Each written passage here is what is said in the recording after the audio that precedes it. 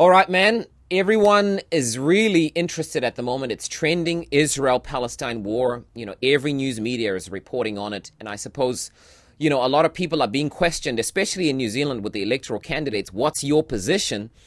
And so, I think for a lot of people in the younger generation, I personally didn't know what the backstory was, how to pick a side, or even how to understand the scenario. So we were talking to people at Unitech, about the elections. And so the one Palestinian we bumped into, not knowing he was, questioned us. He was like, are you for Palestine or are you for Israel?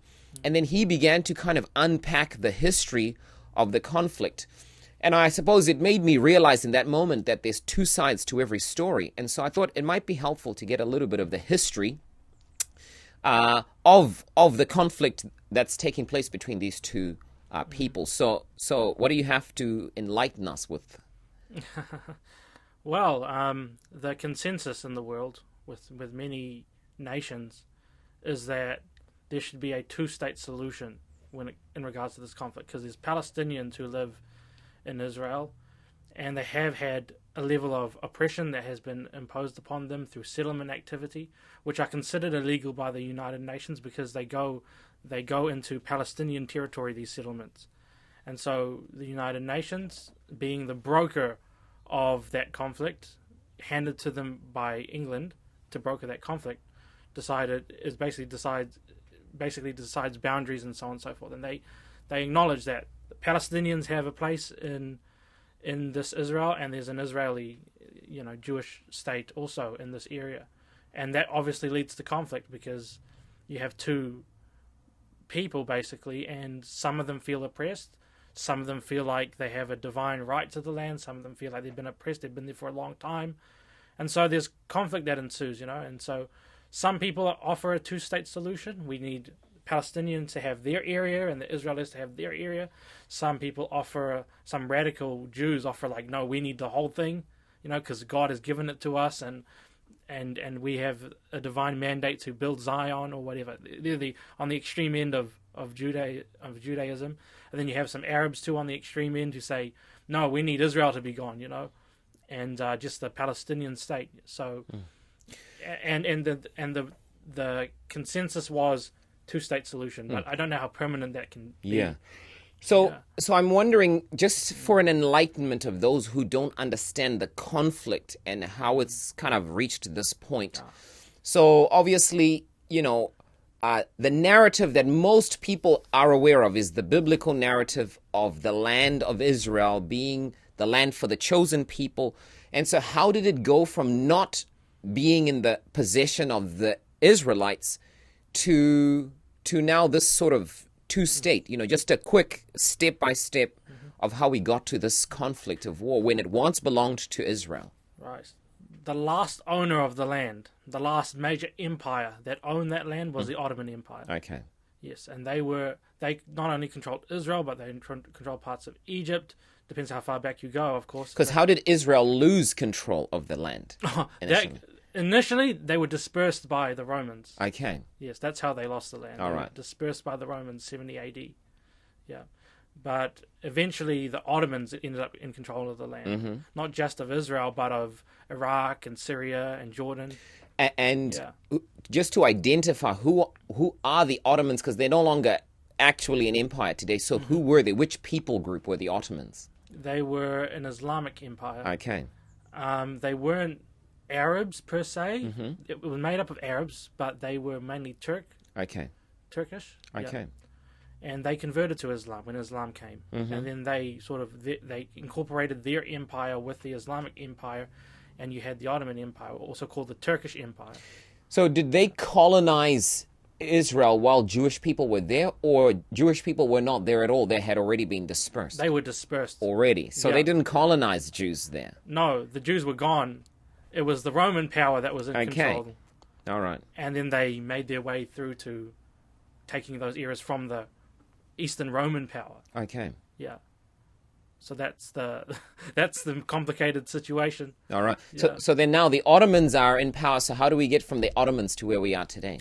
Right. Long history, but we'll shorten it down to main points. Yes. World War I.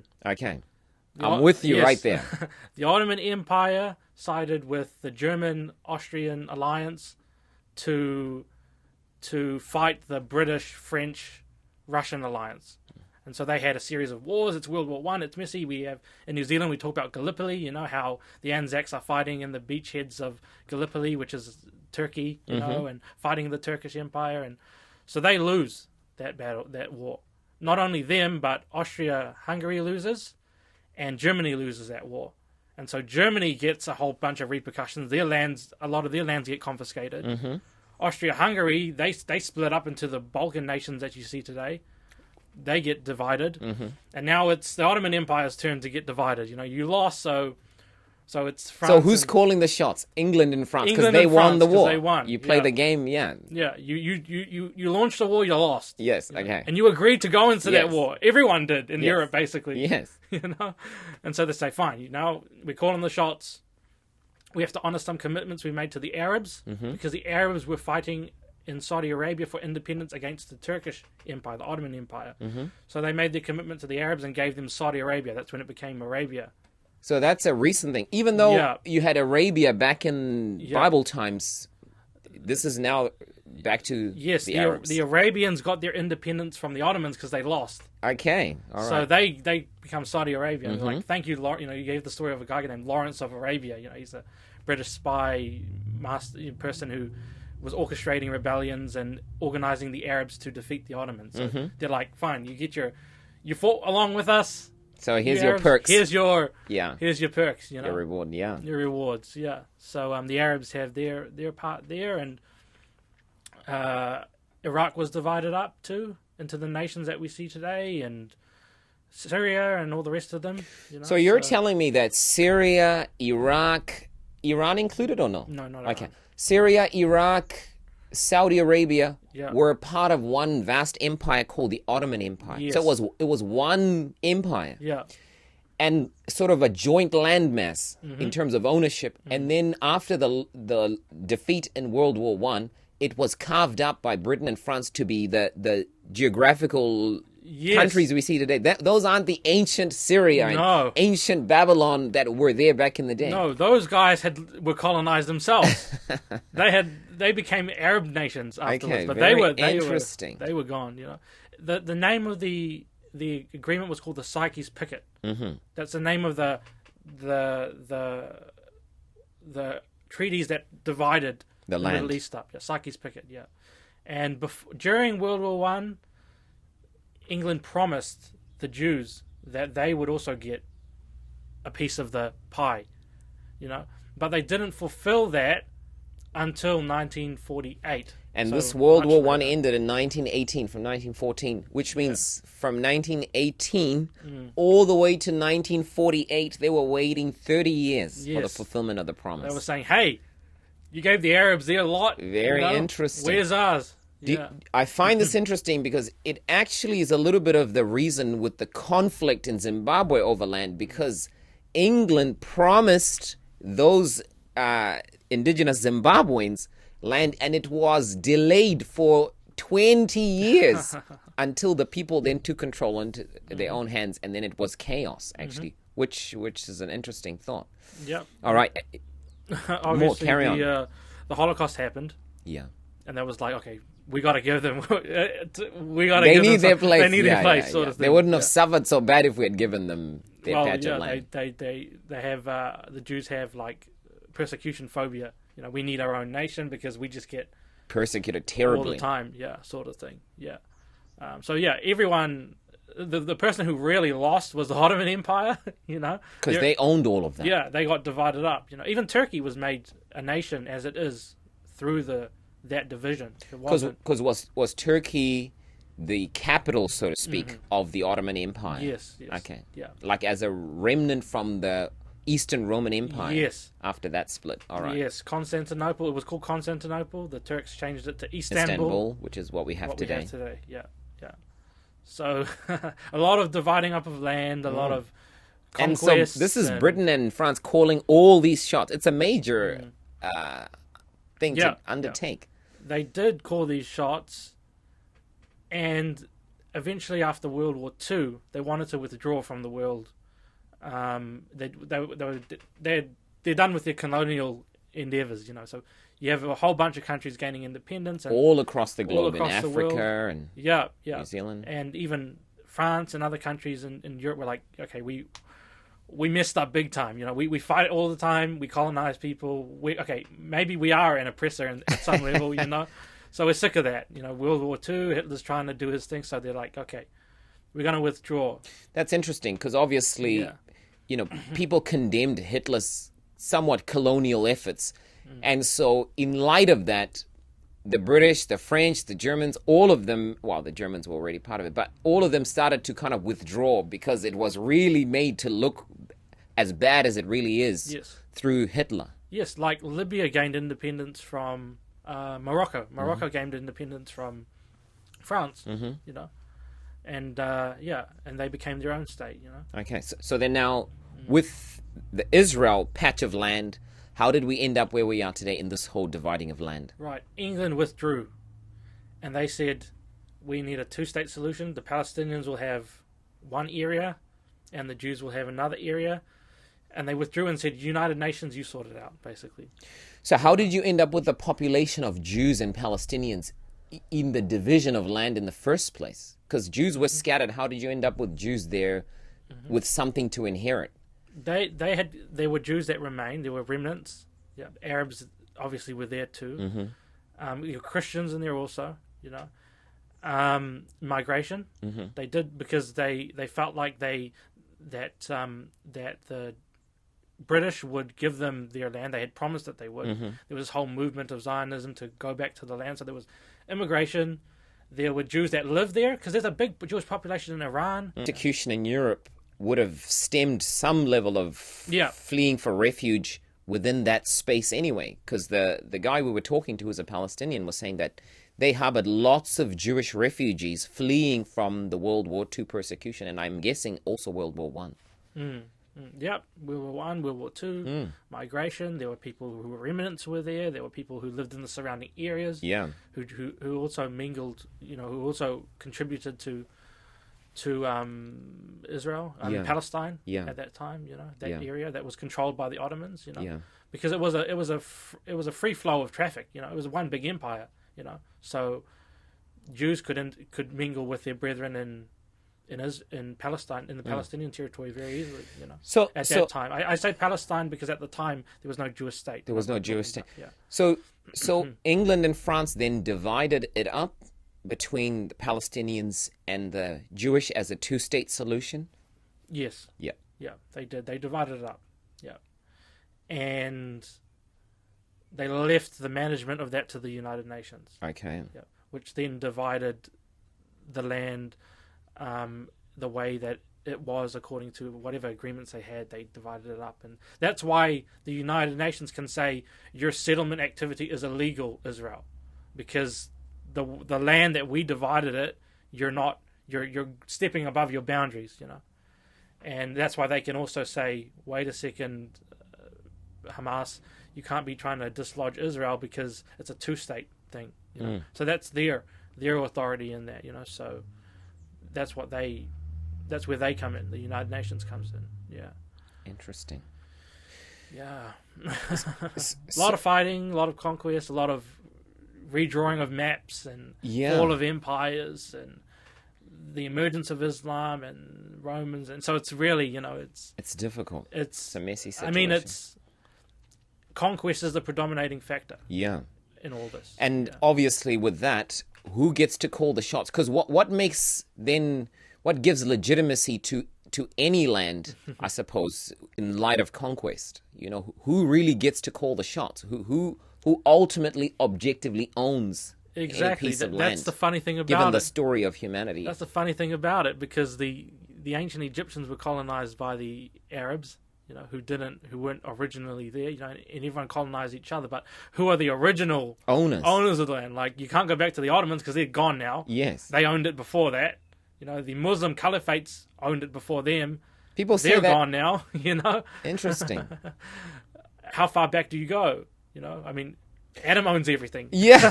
I mean, it's an interesting point you make, because I'm thinking like, the Bible records the history of colonization of nations, but it goes with, Babylon, and then Babylon was conquered by Persia.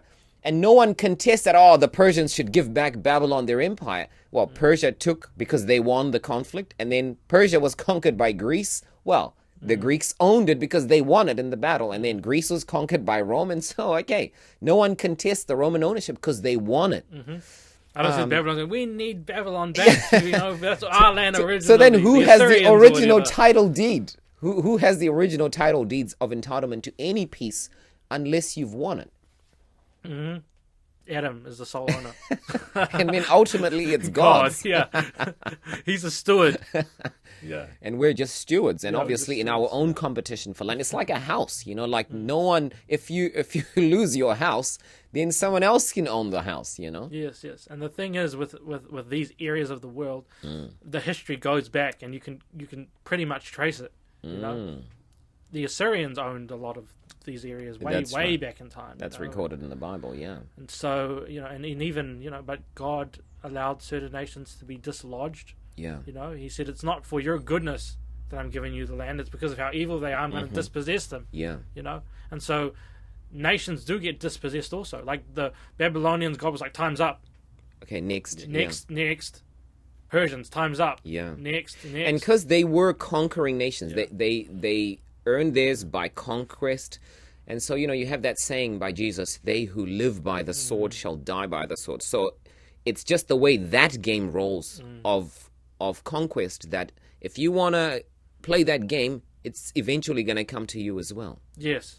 That's why God gives like so much anathemas to Babylon afterwards. You're going to be, overthrown and so on and so forth, and you'll be killed with the sword, because of your crimes. So if you play that game of living by the sword, you die by it. Yeah. It all comes around eventually. Yeah. There's that retribution that happens. So if you're playing that game, be ready. If you're conquering, be ready to be conquered also. They're playing the same game as you're playing. Both sides. Yeah. So So do you pick a side then with the Israel-Palestinian conflict, given that this is not just a one-off instance, it goes back, can people pick a side that is right?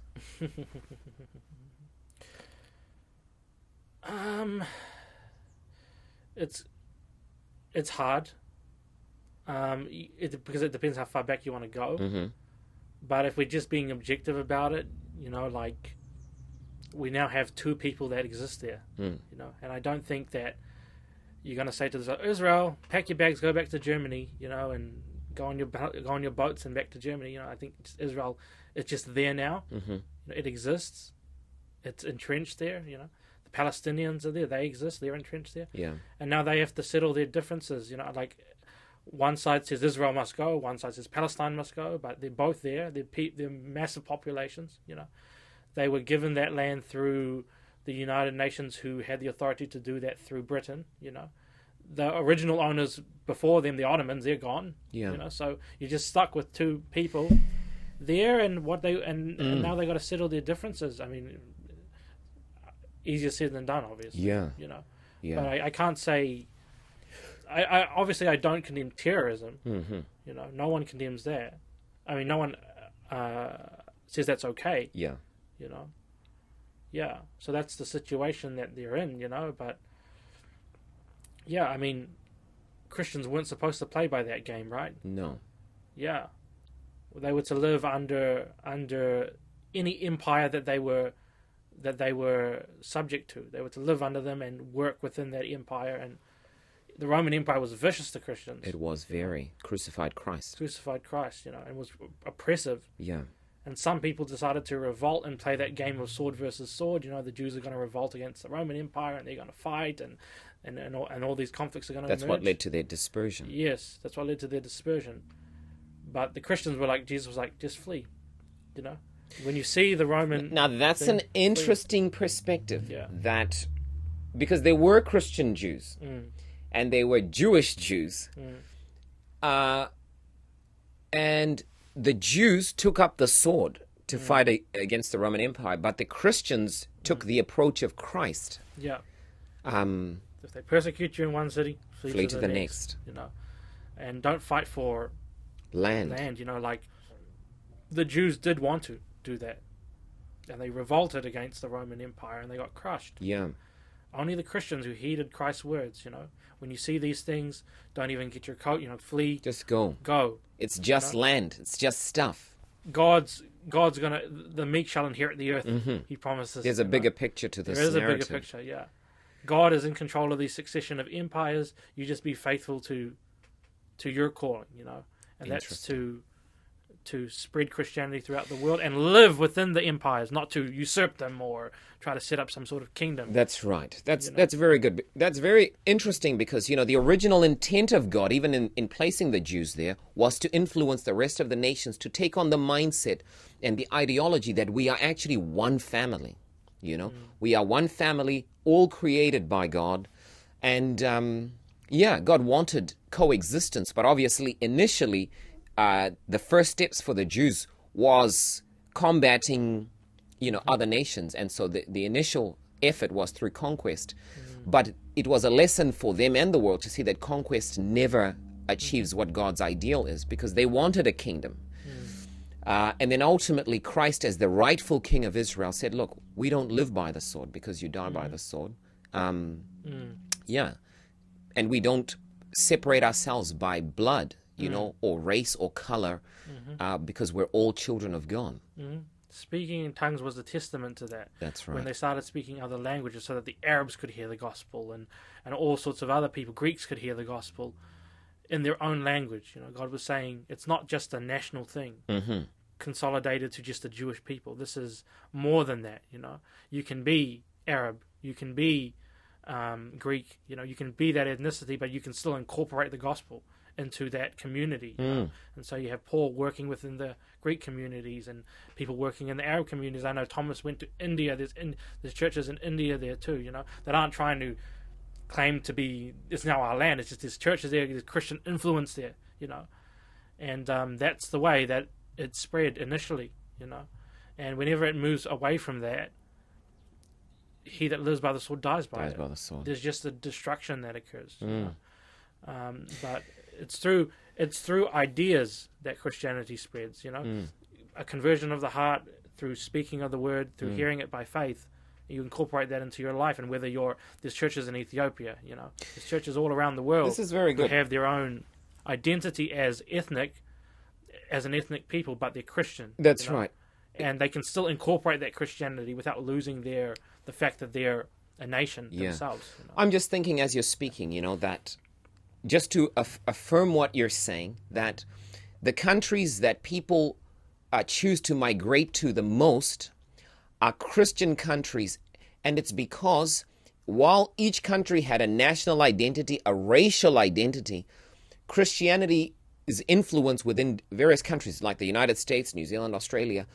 And the ideology of Christianity that there is no Jew, no Greek, we are all one, created by one God, meant that they become multicultural and inclusive of everyone, from all sorts of backgrounds, because that's the view of Christianity, that the culture is love God and love your neighbor. That's the culture, And so there was no separation of color, no separation of rank, the poor, the rich, all of that was taken away. And they became the countries that everyone really desired to live in because they had freedom. Yes, New Zealand doesn't live by a racial creed. It's a lot of these countries that are tolerant towards migrants and the foreigner, they live by their laws, but there's no racial supremacy sort of thing. If you look back at the early Christian church, it was they all had everything in common, that no one was lacking. They were a body of believers. There's neither slave nor free, Jew nor Gentile. So the land is for us all. Yes, male nor female. It's not about caste. It's not about racial things or anything like that. It's about anyone who accepts Christ can be a partaker of this community, and can, regardless of any other things, you're one in that. You can be part of it. That's right. That's profound because you see Jesus within the Roman Empire serving Romans who were their oppressors, loving Romans, healing Romans who were their oppressors, and the Samaritans who the Jews didn't want to mix with. And so it's incredible that even though you had the Pharisees that were separatist, we don't mix with those people. Jesus did good for all and then sent his followers to all nations to do good, never to bear the sword. They were not to earn any land or fight for any land. And so I know that people have, some distaste towards Christianity because in the branches that became corrupt got interested in land, or got mingled with politics. And, colonization is blamed on Christianity in many respects. And yet Christ himself never endorsed that or sent any of his disciples to fight any war, but to be there as a savior to whoever was in need. Yes, that's exactly what Christianity was about. And it mingles with the nations that it is in contact with, and it leavens them and attempts to better them, And so this care for the poor and rights of the worker and the rights of man and having inalienable rights created in the image of God, and the sanctity of the individual. All these ideas were leavened from Christianity, and individual rights and not being tyrannies over people. All those things was like, Christ was saying, the servant's not greater than his master, and Christianity was a faith that was persecuted heavily, and so because they never believed in using force. Yes, they were persecuted heavily, and in turn they should be the ones who are most accommodating for those who are persecuted. That's right. Because they were once in that situation, and so they would, many Christian nations, they take in refugees. Many people want to be in there now, It's like standing at the top of the castle. They say, we don't need Christianity anymore. But Christianity built up these nations that are fighting for universal rights and the privileges of those who are oppressed and not having tyrannies and all these things, human rights and all that. That's all predicated under a shared idea that man is of value, is created in the image of God, And God owns everything. That God owns everything, man is a steward, and that there is no longer a distinction between racial and female and male and all these things. It doesn't mean you can't be accessible to the gospel, or you make that an issue, for a nation. That's really good. Because the alternative then is the survival of the fittest, which is the evolutionist perspective, which means whoever wins the fight has the entitlement and has the last say. And so it's basically the strongest survive. So if Hamas attack Israel, if they win, good. If they lose, too bad. Then it's just about whoever is the strongest. Yeah. So here's a thought then, with what you said about how the land got divided, obviously, to just kind of now get to the Israel issue. So Israel is entitled to the piece of land they were given because Britain and France earned ownership as the previous conqueror earned their ownership. And so they're entitled to it because they were given it by the conquerors. And Palestine is entitled to their piece of land because they were given it by the conquerors. Yeah. Because by the same token, if they say that Israel is illegitimate because it was made by the British, for example, and they came in there, Palestine also. That's right, because Britain and France won the battle. Yeah, and created that sector of land also. Yes, very good. Yeah. So what's the role of the Christian? Now, these are independent nations, and I think because Britain said, here you can have that becomes legitimate because they were the conquerors. Otherwise, you can forfeit your rights and give it back to Britain to give to whoever they want. I mean, the Ottomans aren't coming back from the dead to get their land back. So what's the role of the Christian? Because obviously the issue here is that there's many civilians being killed and suffering who are not really part of the conflict. You might be labeled Palestinian or Jew, but very often, many people aren't really even involved in the conflict. They've got no say. They just want to raise their families, feed them, teach their children, and that's pretty much it. Just want to live my life. So what's the role of the Christian here? Yep, Christians should be sympathetic to the plight of any people. Yeah. And I feel for the Palestinians because there's 2 million Palestinians there in Palestine. And for the violence of a few people who decided to carry out the attack, who are in control of that area, now the whole country is now being jeopardized, and buildings are being knocked down, and people who may have not even caring about this conflict, they just want to live in peace, Are now displaced, now homeless, displaced, dead. yeah, and then that causes internal hatreds, and they feel like they have to do something about it. I mean, if your family is getting killed, you'll feel like you might go crazy, So, because obviously, if I'm a Palestinian family then that loses my loved ones because Israel's revenging Hamas, like, I'm grieved at Israel because they killed my family and my family was not involved, which is really the tragedy in all of this, and vice versa with Israel, that the ones that died, it's like...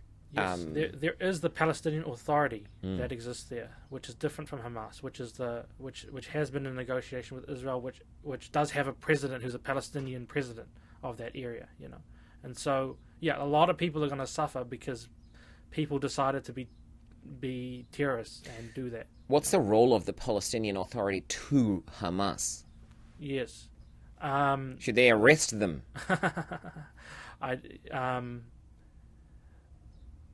They have to decide what they want to do. I can't say should they arrest them, but I mean they have to decide what they want to do with that. I know that they're an opposition.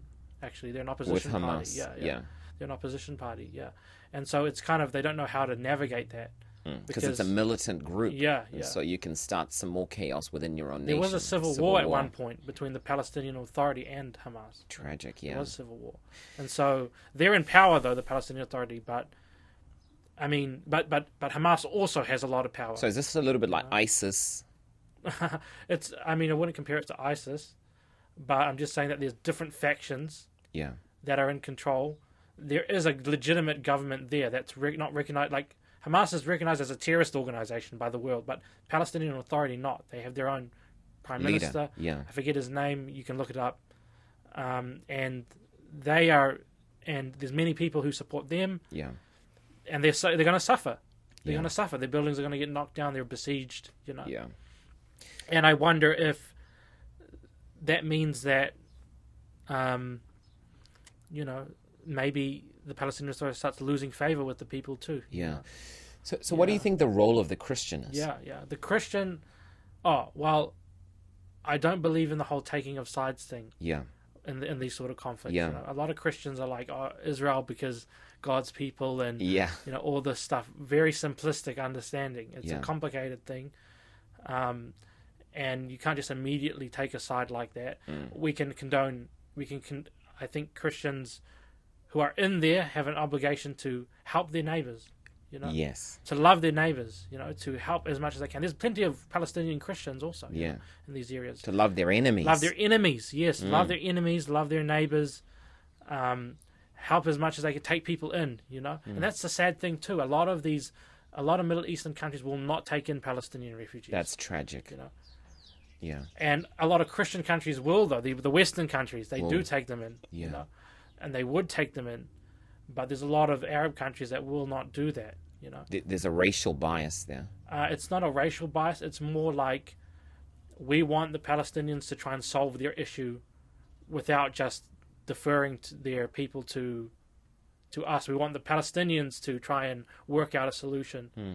But at the end of the day, there's people suffering. And they need refuge somewhere. Where are they going to go? There's no power. There's no electricity. Their houses are knocked down. Yeah. If you're the Christian, you open up your doors, and you help these people. Yeah. And you help Israeli people too. If they got shot or whatever, and you're in Israel now and they got shot by these terrorists, you have to stand against violence, Whichever way it's coming, because both sides are going to do acts of violence. Yeah. And Christians can't be like, Israel, because you have the right, because and who fired first and all this stuff. No, it's like anyone who's suffering, anyone who's being hurt by violence, Christians always support the people that will reconcile towards peace and not towards war, right? Yeah. That's a Christian perspective, because Christians were like that. They were persecuted themselves, and... So are you saying the Christians really need to ignore politics and focus on the mission of Jesus, which is just go and be the hands healing the wounded, feeding the hungry, and nursing Yes. people there, Taking in regardless of Palestinians, taking in yeah. refugees, no matter what background, color, race they are, Yeah. because that's your role. You're not taking sides. Yeah, You're Christians, like, they had this dilemma during the Civil War as well. There was anyway, that's another topic. But what I was trying to say was, Christian charity is international. Mm-hmm. It's not just one nation or the other. You help. It's like, if both sides are in conflict, you don't just take a side. It's like, we're working to help those on the ground who are suffering. The innocent people that are suffering. We're not trying to further suffering. We're trying to alleviate. We're not trying to further Israel's ambitions for more settlements or more territory, or further Palestine's ambitions for the removal of Israel or anything like that. And Christians take sides sometimes. They go, okay, well, actually the Israelis have a mandate because they're the chosen people, and they need to have the territory and build the third temple and all these things, and trying to vouch for one side or the other, But Christians shouldn't be getting into that, The political realm deals with that stuff, the United Nations, and that's right, and decides how that's going to work out, But Christians shouldn't vouch for a certain side. They're there to help with people who are suffering. That's what charity is about, right? People who are suffering. Good Samaritan, right? He's a Samaritan. The enemy, the Jews don't like the Samaritans. The enemies. And the Christian mandate is help the Samaritan. Help the Samaritan? Yeah. Help the dying Samaritan? Yes. Yeah, because the Jew walked past the suffering man. Yeah. So, okay, this is very helpful and insightful. And I really think that, that really is the role of the Christian. I totally agree with you, to be non-partisan. And I think even with national conflicts, we just stand for the biblical principles, but, we can sit next to a labor person and do them good. We can sit next to a national person and do them good. And the same in the Israel-Palestinian war. Your work will not be universal then. Your work will be located once you pick a side. Once you pick a you side. Exclude Christ others. said, go to all nations and preach the gospel. So every nation, kindred, tongue, and people. I've got a question for you then to end. So, are the Jews still the chosen people? Which entire... What? Why do you say that? They were the chosen people. They were the chosen people. Why do you say that? Is the Jewish race a superior race? No. They are not a superior race. They are not. There's no some special magical aura about them. Yeah. They are just like anyone else. The Bible calls them, you were the least among the nations, when I called you, You were once a stranger, a foreigner. You were once a slave. You were conceived in iniquity. I found you by the wayside, is what some of the prophets said. No one wanted you. No one wanted you. Your mother, it talks about the descendants as being heathen themselves, It's like, check that, That's not the case, You're not the superior race or... God is not racist. People. God is not racist. God is not favoritism like that, Every person has the right to accept or reject the message, The Jews need salvation. Yeah. They need salvation just like every other nation needs salvation. The Jews need salvation. They need to accept Christ. So do the Palestinians. So do the Palestinians. Yeah, the Jews rejected their Messiah. But they can still accept their Messiah. It's not closed for said Jews who will read the prophecies in Isaiah, say, and see that it's talking about Christ. And there's Christians that can work in Israel for the salvation of the Israeli Jews, and there's Christians who can work in Palestine for the salvation of the Palestinian people. And when they both become saved, these conflicts will be over. will fizzle into insignificance. Yeah. Because our kingdom is not of this world. Yeah. Our kingdom is in the hereafter. Our kingdom is in heaven. It's not by blood. It's not by color. Blood, racial creed. Our kingdom is not of this world. Our treasure is in heaven. So our longings and desires are for heaven. Abraham didn't possess the land. He was looking. He left it. Yes, he went there. Abraham left his homeland, went to the promised land, but where was his heart? In heaven. He was looking for a city whose builder was the Lord, who had laid the nation. And so he went there, and he was just a small people, and there were heaps of other people that were there also, He was content as a foreigner. He was content Isaac and Jacob. Yes, he lived in tents. He was a stateless person. He was content with that because his eyes were focused not on just a promised land, but on the promised land, like, you know, the heavenly Ultimate kingdom. inheritance. You know, so he was able to be that stateless wanderer, you know, with his eyes fixed on the heavenly kingdom. You know? Does that mean that the promised land belongs to the Babylonians? Because Abraham's from Ur, he's from Babylon. So did Babylon colonize the promised land? No, just kidding. No, this is a good point. No, this is a good point. You know, because I think people are still fighting for their identity as though their identity is tied to a piece of land. Yeah. And Christianity is saying you're actually aiming much lower than God intended for you, because your identity is much greater. You're the child of God, which means all the earth can be your dwelling place. You know, all the human family can be your family, rather than just kind of taking this window into history and thinking, oh, these people look like me, or this patch of land is where my ancestors began. But actually, Adam goes as far back and he owned the whole thing. And that makes us all human family, and you can live anywhere and serve and love humanity. Yes, and I just go back to the universal Christian mandate to go to all nations. Yes. You know, as soon as you take a side, you're confining your ministry to just that one side. Yeah. You know, Israel or Palestine or furthering their causes. You know, but if you want to be a universal mission with all nations, you have to accommodate for every people. Yeah. You know. And that means helping every person and leading them to salvation. That's right. You know? And helping any sick or oppressed that are in there Very that you good. can help. You know, So not the Jews are the chosen people.